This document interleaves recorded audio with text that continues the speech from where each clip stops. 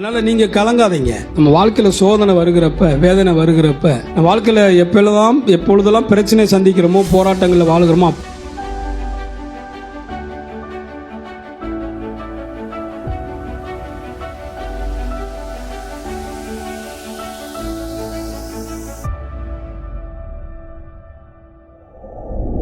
யோபு புஸ்தகம் 23ஆம் அதிகாரம் 10வது வசனத்தை எடுத்துக்கோங்க. அப்படிப்பட்ட யோபு என்ன சொல்கிறாங்க கேட்டிங்கன்னா, நான் போகும் வழியை அவர் அறிவார் அப்படிங்கிறான். நம்ம போகிற வழியை கர்த்தர் என்ன பண்ணுவாருங்க, அறிவார் அப்படிங்கிறான். அப்படி சொல்லிட்டு கீழே சொல்கிறான், நான் சோதித்த பின்பு, அவர் என்னை சோதித்த பின்பு நான் பொன்னாக விளங்குவேன் அப்படிங்கிறான். அப்போ இங்கே சோதித்த பின்பு நான் பொன்னாக விளங்குவேன் என்று கர்த்தர் சொல்லுகிறத பார்க்கிறோம். எப்போ பொன்னாக விளங்குவீங்க? ஒரு தங்கத்தை கட்டியாக கொடுத்து, எப்பா இதை நீ காதலையும் கண்ணிலையும் கழுத்துலையும் மாட்டிக்கன்னா நீங்கள் மாட்டிட்டு போங்களேன், அது 1 கிலோ தங்கம். ஆனால் உங்களை பைத்தியக்காரன்னு சொல்லுவான். ஏன் தெரியுமா?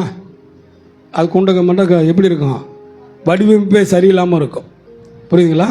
அதை மாட்டிட்டு போகும்போது உங்களுக்கு அது 1 கிலோ தங்கம் பெருசாக தெரியும், ஆனால் பார்க்குறவனுக்கு எப்படி இருக்கும், பைத்தியமாக தெரியும். அதே தங்கத்தை ஒரு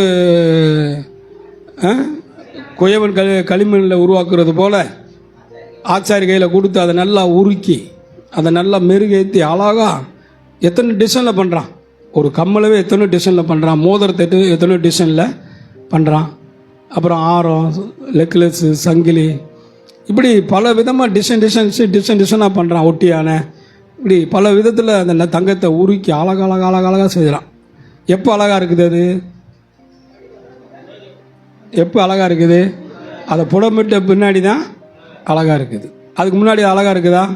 ஆனால் தங்கம் தான் அது.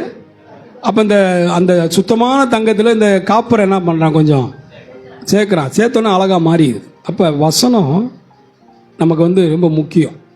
நம்ம வாழ்க்கையில் சோதனை வருகிறப்ப, வேதனை வருகிறப்ப, நம்ம வாழ்க்கையில் எப்பொழுதெல்லாம் பிரச்சனை சந்திக்கிறோமோ, போராட்டங்களில் வாழ்கிறோமோ, அப்பொழுதெல்லாம் வசனத்தை நம்ம என்ன பண்ணணும், பேசணும். வசனத்தை அறிக்கையிடணும்.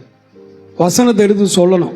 ஏன்னா வசனத்துக்கு மாத்திரம்தான் எல்லாமே கீழ்ப்படியும். புரியுதுங்களா? அதனால் நீங்கள் கலங்காதீங்க.